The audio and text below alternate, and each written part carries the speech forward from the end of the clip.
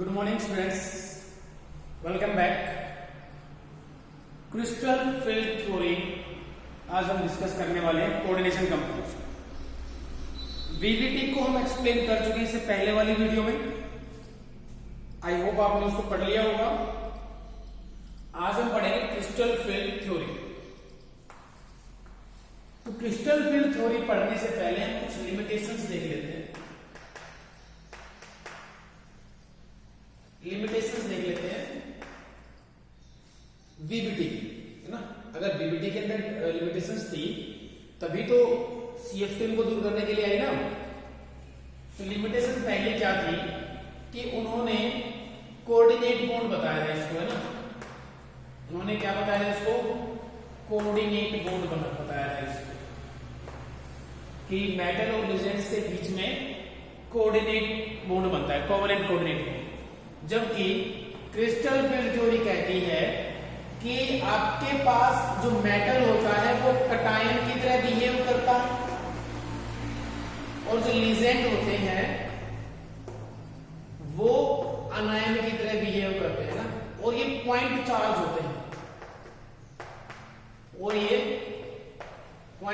होते हैं और मेटल बिहेव करेंगे कटायन की तरह और लिजेंड बिहेव करेंगे अनायन की तरह। और इनके बीच में इलेक्ट्रोस्टैटिक फोर्स ऑफ अट्रैक्शन होगी भाई। इलेक्ट्रोस्टैटिक फोर्स ऑफ अट्रैक्शन होगी। ये पहला आप असम्पशन मान सकते हो इसका, है ना, क्रिस्टल फील्ड थ्योरी का।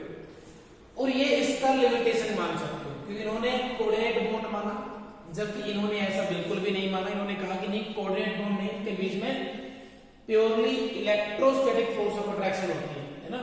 मेटल बिहेव करेंगे कटायन की तरह और लिजेंड बिहेव करेंगे एनायन की तरह। अब ये जो थे ये ना स्ट्रॉन्ग फील्ड लिजेंड और वीक फील्ड जो लिजेंड थे वो ये पेयरिंग क्यों कराते हैं और ये पेयरिंग क्यों नहीं कराते? मतलब इन्होंने बता तो दिया था कि पेयरिंग कब होगी कब नहीं होगी, लेकिन ये पेयरिंग का एक्चुअल कॉन्सेप्ट नहीं दे पाए थे। और इन्होंने क्या दिया था? पेयरिंग का कॉन्सेप्ट दिया ना कि पेयरिंग क्यों होगी, है ना। जब स्ट्रॉन्ग फील्ड लिजेंड आता है तो पेयरिंग क्यों होती है, उसका आंसर हमें इस थ्योरी में मिलेगा। ये कलर के बारे में नहीं बता पाए कि बहुत सारे जो कोऑर्डिनेशन कंपाउंड थे वो कलर के बारे में नहीं बता पा रहे थे कि भाई इसका कलर कैसा होगा या फिर इसका कलर ऐसा क्यों है। और इन्होंने क्या किया कि जो कलर वाली जो बात थी ना उसको भी एक्सप्लेन कर दिया कि क्यों जो कोऑर्डिनेशन कंपाउंड होते हैं वो कलर्ड होते हैं, ठीक है। और वीबीटी में और क्या था? वीबीटी में हमने ये पढ़ लिया कोऑर्डिनेट बॉन्ड होता है, पेयरिंग के बारे में नहीं बता पाए, कलर के बारे में नहीं बता पाए, है ना। और इन्होंने बताया कि जो डिजनरेट ऑर्बिटल्स होते हैं ना, डी के जो ऑर्बिटल्स होते हैं उनके अंदर स्प्लिटिंग होती है। उनके अंदर क्या होती है? स्प्लिटिंग। जबकि इन्होंने स्प्लिटिंग जैसा कोई वर्ड नहीं बताया था कि भाई इनके अंदर स्प्लिटिंग होती है कि नहीं होती है ना। तो ये इनकी कुछ लिमिटेशंस थी और ये इन्होंने कुछ असम्पशंस माने कि भाई कटायन होता है, अनायन होता है, इनके बीच में इलेक्ट्रोस्टैटिक फोर्स ऑफ अट्रैक्शन होती है, पेयरिंग होगी, क्यों होगी, स्ट्रॉन्ग फील्ड लिजेंड में, है ना, वीक फील्ड लिजेंड होंगे तो क्या होगा। तो अभी हम करके एक एक करके इसको डिस्कस करेंगे और हमारे सिलेबस में ये दो है, ठीक है। पहला तो है कि crystal field theory in octahedral complexes और फिर टेट्राहेड्रल कॉम्प्लेक्स में दो पढ़ लेंगे। तो पहले हम पढ़ लेते हैं ऑक्टाहेड्रल कॉम्प्लेक्स। अगर जब हम ऑक्टाहेड्रल की बात कर रहे हैं तो आई होप सभी को ये पता होगा कि अगर एक लीजेंड ये, एक लीजेंड ये और एक लीजेंड ये, चार लीजेंड ये हो गए, एक अबोव द प्लेन और एक बिलो द प्लेन, है ना। ये जो होता है ये ऑक्टाहेड्रल होता है, है ना। अगर एक लीजेंड यहाँ है, एक यहाँ, एक यहाँ, एक यहाँ, एक यहाँ, एक यहाँ, है ना। अगर ये हमारे पास एक्स एक्सिस हो गई, ये y एक्सिस हो गई, ये z एक्सिस हो गई, है ना। तो यहां आप देखोगे कि जो d ऑर्बिटल्स हैं उनका रोल होने वाला है। तो d ऑर्बिटल्स कितने होते हैं?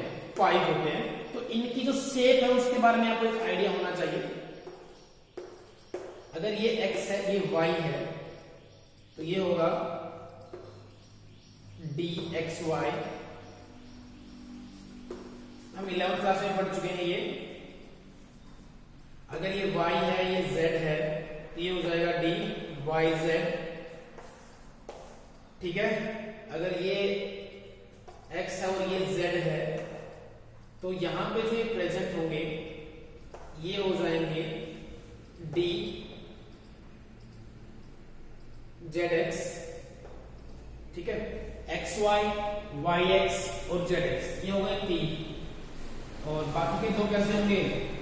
अगर ये x है और ये y है, तो अगर ये एक्सिस के ऊपर प्रेजेंट होंगे तो ये हो जाएगा dx square minus y square, clear. और एक पांचवा होता है dz स्क्वायर, dz स्क्वायर, ये z है ना, ये होगा dz स्क्वायर, इस तरह से, ठीक है। हम डिटेल में हमको 11th क्लास में पढ़ चुके हैं। बस ये इसलिए बनाया क्योंकि हमें ये समझना है कि एक्चुअल में ये कैसे हो रहा है। देखो, अगर ये ऑक्टाहेड्रल कॉम्प्लेक्स बनाया मैंने यहाँ पे, है ना, तो ये एक लीजेंड ये रहा, एक ये रहा, एक ये रहा, एक ये रहा। अगर ये x एक्सिस है तो ये y एक्सिस होगी, ये z एक्सिस होगी। तो इन्होंने कहा क्रिस्टल फील्ड थ्योरी में कि जो लीजेंड्स है ना वो ऐसे अप्रोच करेंगे मेटल को, है ना। अभी कहां से अप्रोच कर रहे हैं? x एक्सिस से, ये वाले कर रहे हैं y एक्सिस से, और ये वाले कर रहे हैं z एक्सिस से।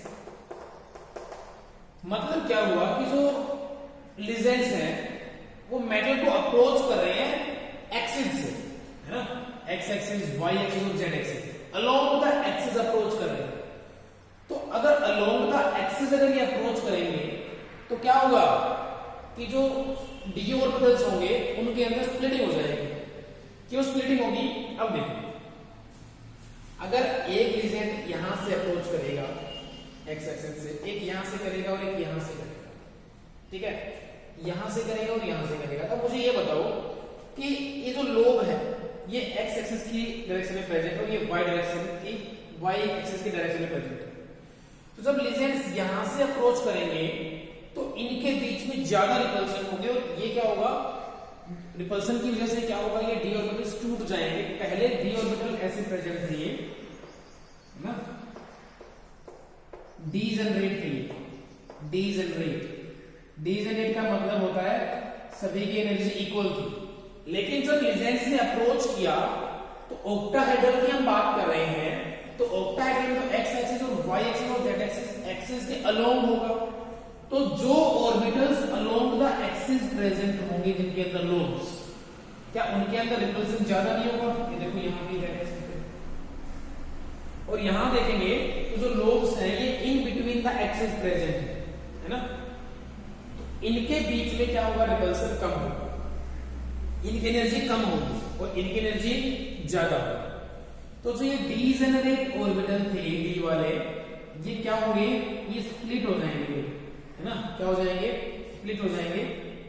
और ये हो गए 2, तो ये हो गए जिनकी एनर्जी ज्यादा थी, और ये हो गए 3 जिनकी एनर्जी कम थी।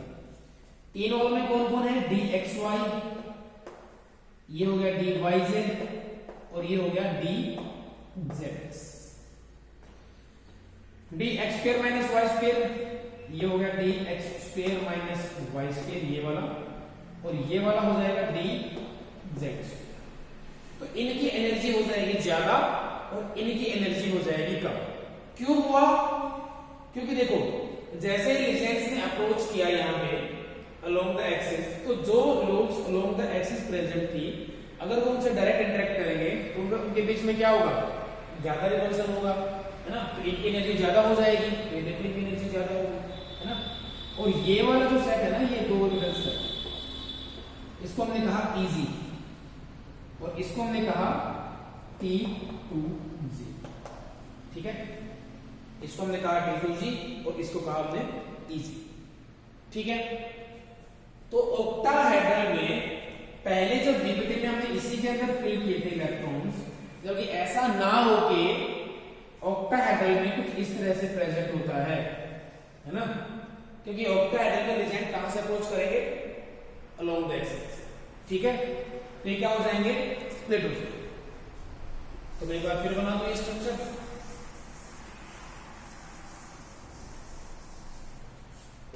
क्या हो जाएंगे, ये स्प्लिट हो जाएंगे, 1 2 3 4,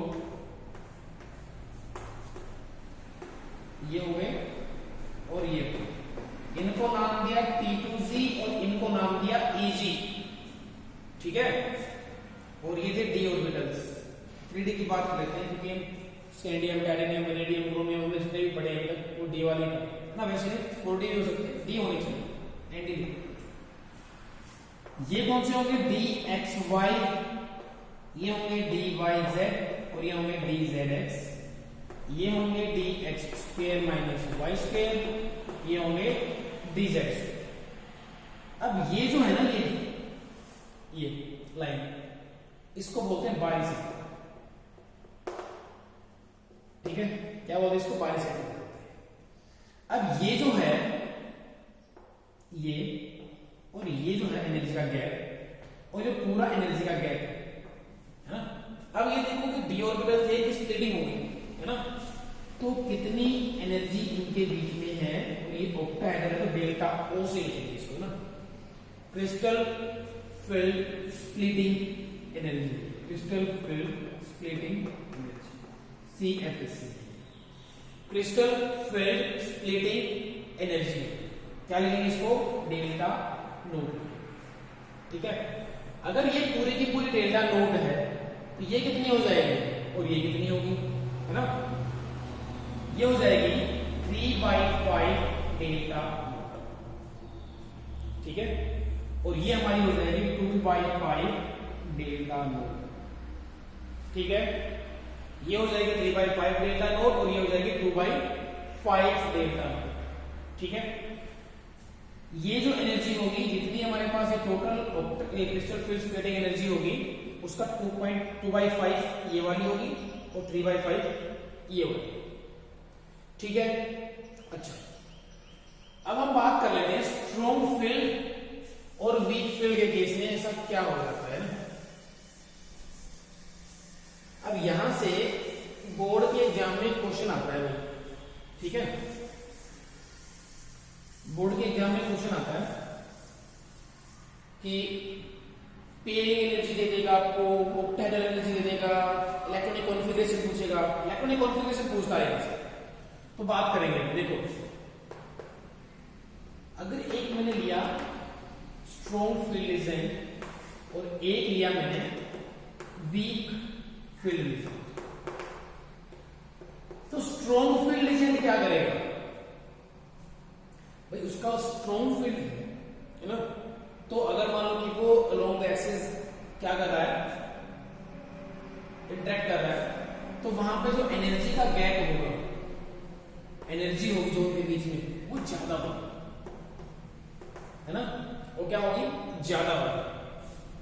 और यहां क्या होता है कि वो वीक फील्ड डिजाइन होते हैं, वो उतने ज्यादा स्प्लिटिंग नहीं करा पाते, यहाँ पे स्प्लिटिंग कम होगी। इसका मतलब मैं ये कह सकता हूं कि एनर्जी जो होगी ना, वो यहाँ पे कम होगी, एनर्जी लेस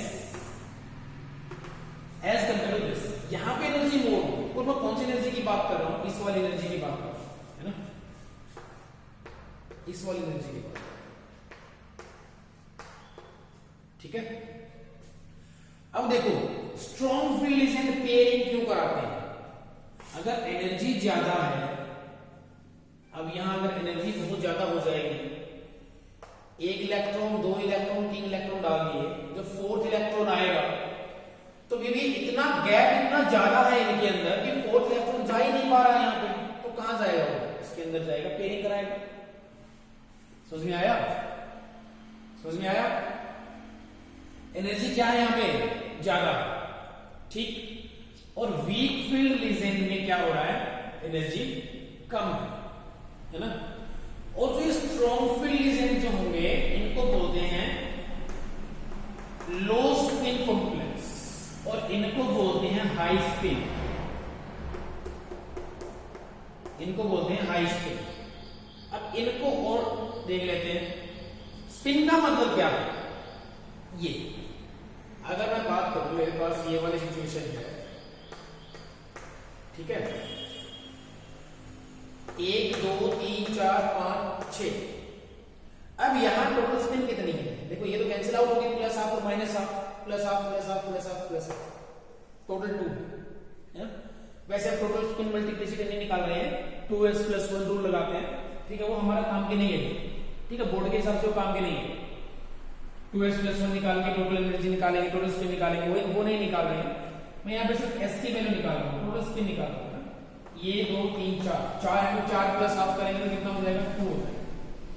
लेकिन अगर यही केस ये वाला होता, 1 2 3 4 5 6, अगर पेयरिंग करा दी और ये बॉन्डिंग में पार्टिसिपेट कर रहे हैं, तो यहाँ पे कितनी होती है, 0 होती है ना इसकी वैल्यू, क्योंकि देखो ये भी 0 हो जाएगा, plus half minus half plus half minus half plus half minus half 0, और यहाँ है इसकी वैल्यू कितनी, 2।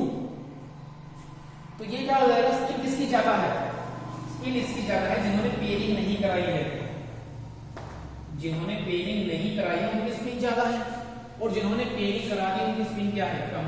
तो इसीलिए हम इनको कहते हैं लो स्पिन कॉम्प्लेक्स और इनको हम कहते हैं हाई स्पिन कॉम्प्लेक्स। क्लियर है। अगर वीवीटी में अगर कोई ऐसा पूछ ले हाई स्पिन लो स्पिन, तो भी सेम रूल आप लगाओगे, ठीक है।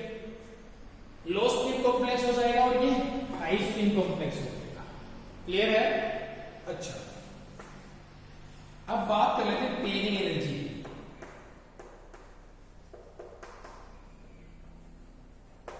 पेयरिंग एनर्जी, अब पेयरिंग एनर्जी क्रिस्टल अगर स्ट्रॉन्ग फील्ड है ना, मतलब स्प्लिटिंग ज्यादा हो, ये मैंने ज्यादा स्प्लिटिंग दिखा दी यहाँ पे, ये बहुत ज्यादा है ना, तो यहां पे 1 2 3 और 4 इलेक्ट्रॉन इसके अंदर आ जाएगा। तो पेयरिंग एनर्जी ज्यादा होगी कम होगी भाई, अगर मान लो पेयरिंग एनर्जी यहाँ पे क्या होगी, डेल्टा नोट यहाँ पे ज्यादा होगा, ऐसा होगा पेयरिंग एनर्जी।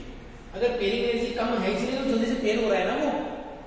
अगर मैं बात करूंगा वीक फील्ड एजेंट के बारे में, तो यहाँ पे ये देखो स्प्लिटिंग तो होगी लेकिन कम होगी, उतने एक्सटेंट तक नहीं हो पाएगी, तो 1 2 3 और 4। अब यहाँ डेल्टा नोट जो है ना वो कम है और पेयरिंग एनर्जी ज्यादा है, इसीलिए पेयरिंग नहीं हो रही है ना। अगर पेयरिंग एनर्जी यहां कम होती तो क्या होता,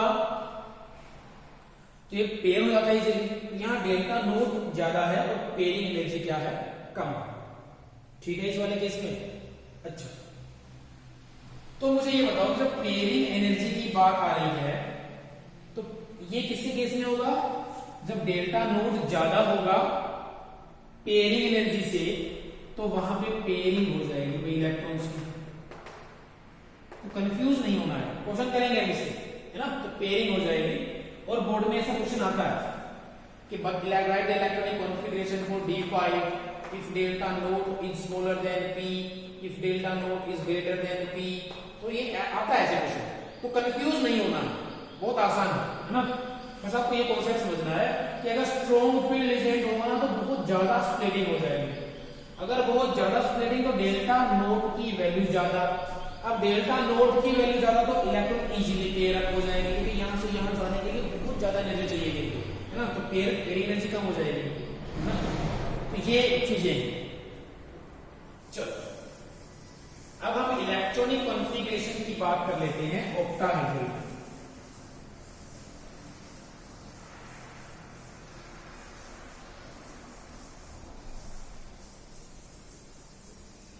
चलो इलेक्ट्रॉनिक कॉन्फ़िगरेशन,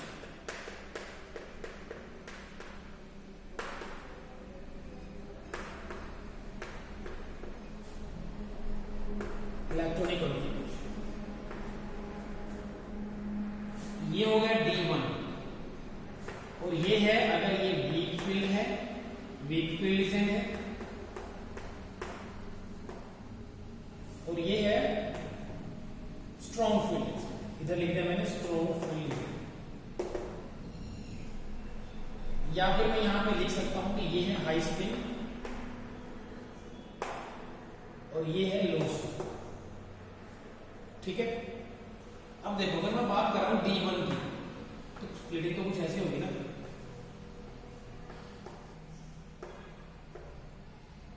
ये ऐसे जाएंगे, ये होंगे D2G और ये होंगे EG। तो एक इलेक्ट्रॉन तो एक इलेक्ट्रॉन इसी के अंदर आएगा,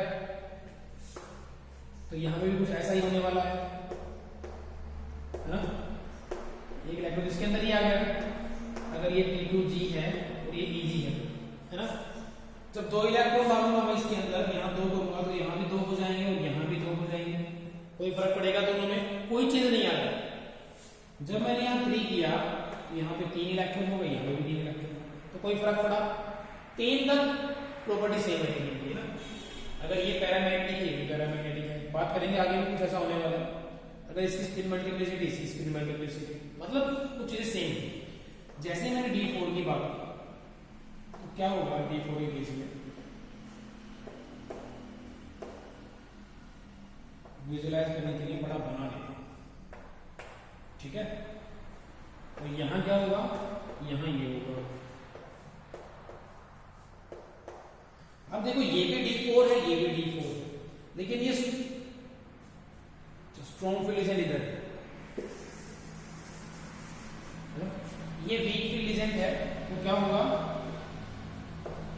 इनके बीच में एनर्जी का जो गैप होगा वो कम होगा, और इनके बीच में एनर्जी का जो गैप होगा वो बहुत ज्यादा होगा। ठीक है, अब देखो ये वही T2G है, ये वही EG है, ये वही T2G है, ये वही EG। इनके अंदर कुछ ऐसा ही था, इनके अंदर बराबर नहीं था, इनके अंदर भी कुछ ऐसा ही था, लेकिन जब एक इलेक्ट्रॉन डाला, 2, 3, तो 4th इलेक्ट्रॉन डालेंगे तो ये एनर्जी क्या है, कम, 4th इलेक्ट्रॉन यहाँ आ जाएगा। अगर ये वीक फील्ड है, यहां क्या होगा, 1, 2, 3, लेकिन 4th इलेक्ट्रॉन यहां जाएगा तो देखोगे आप पूरी नीचे कितनी ज्यादा एनर्जी है ना, यहां से यहां नहीं जाएगा ये, तो क्या करेगा, पेयरिंग करेगा।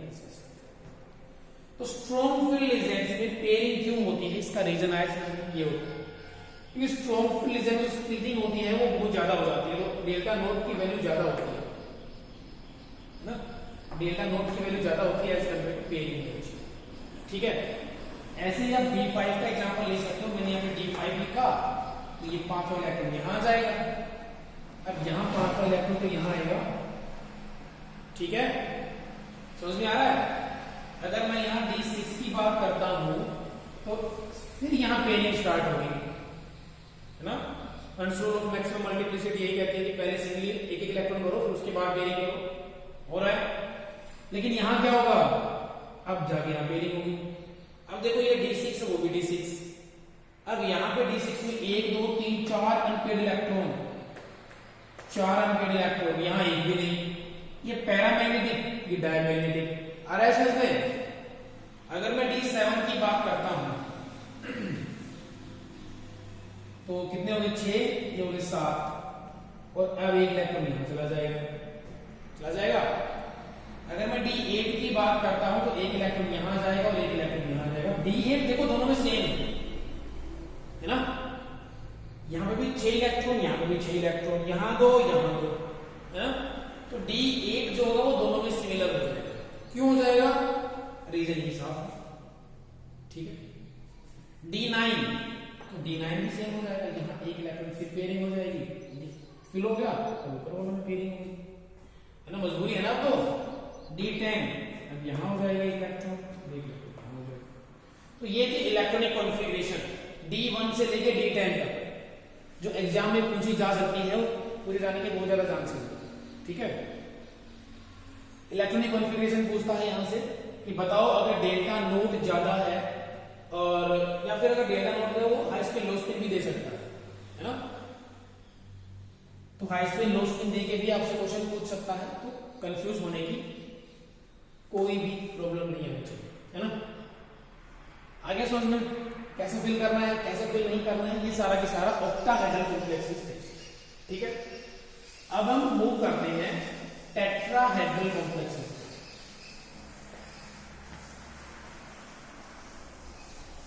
टेट्राहेड्रल कॉम्प्लेक्स बनाने के लिए क्या मुझे फिर से वही 5 ऑर्बिटल बनाने पड़ेंगे? एक बार जल्दी जल्दी बना लो।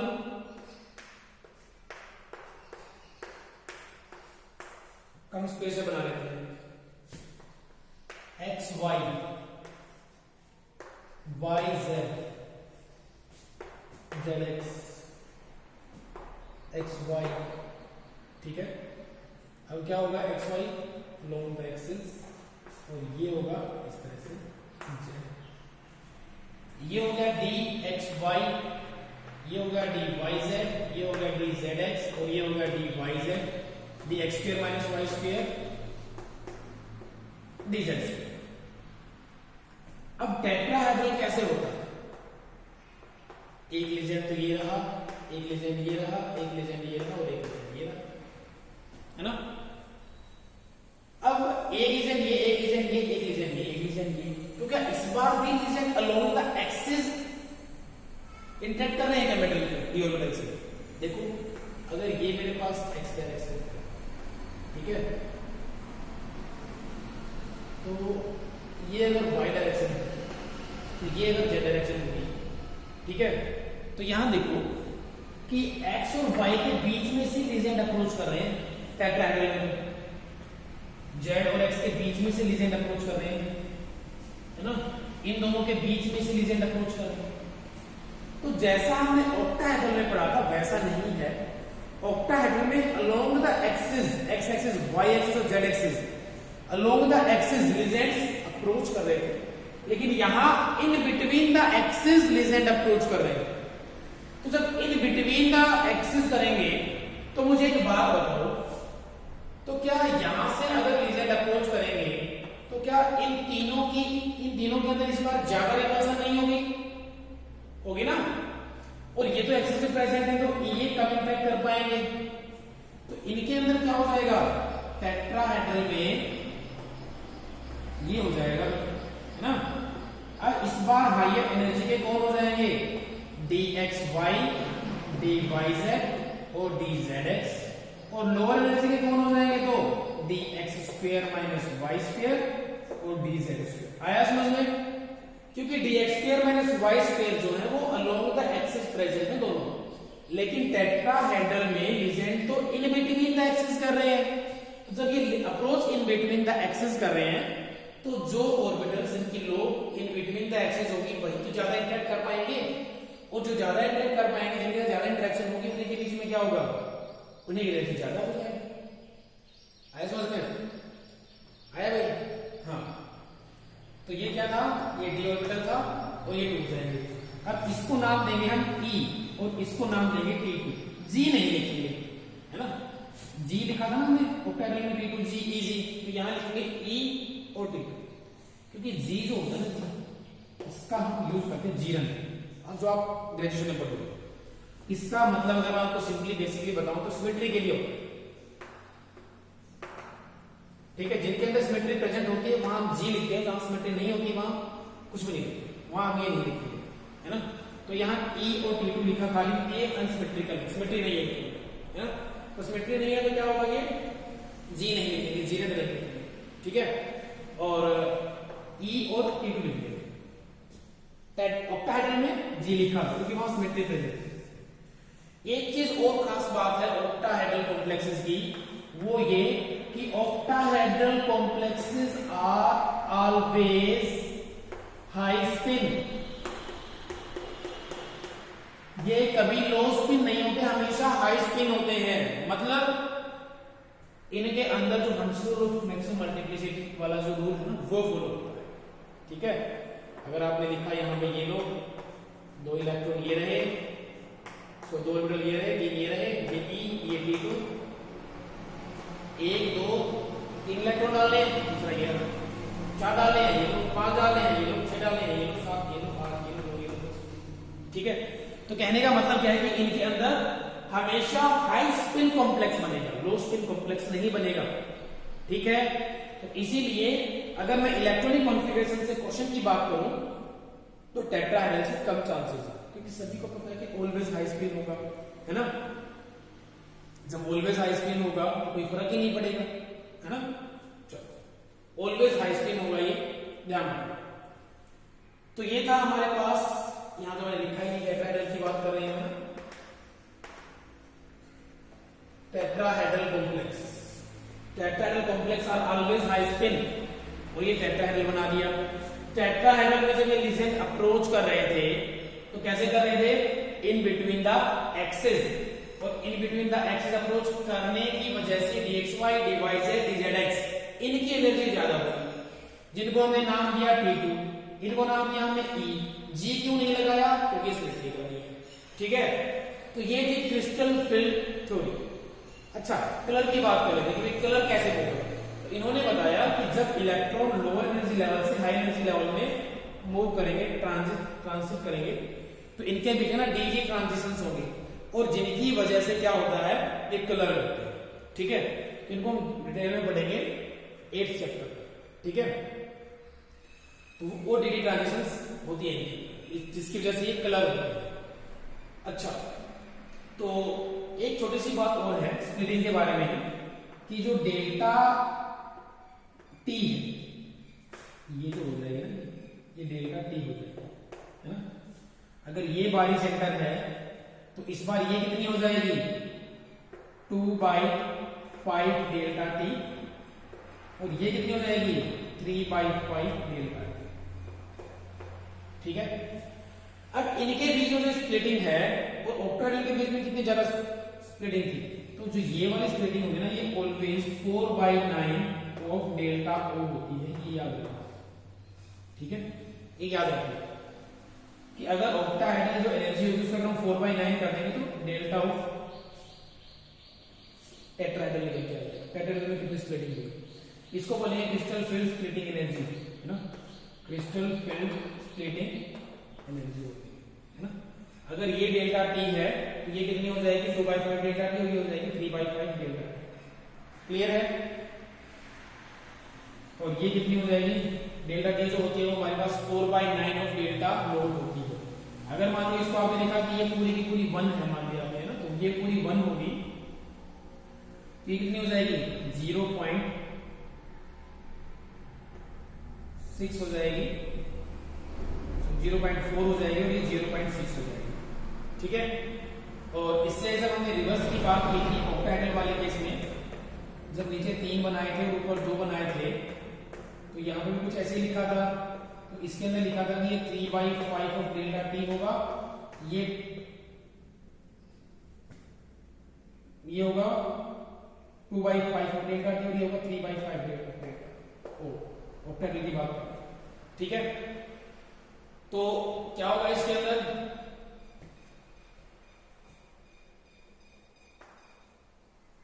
क्या होगा इसके अंदर, देखो ये हो जाएगा मेरे पास 0.6, और ये हो जाएगा मेरे पास 0.4, अगर ये मैं 1 लेता हूं, ठीक है। क्रिस्टल फील्ड स्टेबलाइजेशन एनर्जी निकालने के लिए नहीं कहेगा, नहीं आएगा बोर्ड के एग्जाम में। बोर्ड के एग्जाम में यहाँ से या तो ये आ सकता है, स्प्लिटिंग बताओ, या फिर इलेक्ट्रॉनिक कॉन्फ़िगरेशन आ सकती है, और कुछ क्वेश्चंस होंगे तो उनको कवर कर लेंगे, ठीक है। तो तब तक के लिए इसको एनसीईआरटी से जरूर पढ़ लीजिएगा, और अगर आप कोई और बुक पढ़ना चाहते हैं तो वो पढ़ लीजिएगा, लेकिन नोट्स जरूर बना लीजिएगा इसके। और ये क्रिस्टल फील्ड थ्योरी हमारी ऑक्टाहेड्रल कॉम्प्लेक्सेस के फील्ड में और टेट्राहेड्रल के फील्ड में ये यहीं पे खत्म होती है, ठीक है। तो students, thank you for watching, I hope you enjoy the lecture.